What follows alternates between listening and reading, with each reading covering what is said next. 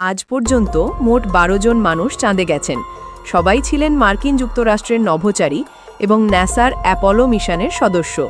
আসুন জেনে নিই কারা কারা চাঁদে গিয়েছিলেন।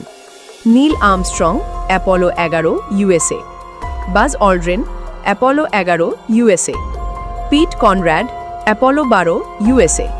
Allen Bean, Apollo 12, USA. Alan Shepard, Apollo 14, USA. Edgar Mitchell, Apollo 14, USA. David Scott, Apollo 15, USA.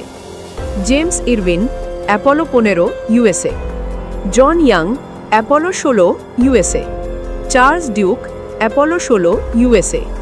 Eugene Cernan, Apollo 17, USA. Harrison Schmitt, Apollo 17, USA. 1969 থেকে 1972 সালের মধ্যে এই 12 জন নভোচারী চাঁদের মাটিতে পা রেখেছেন। এরপর আর কেউ চাঁদে যায়নি।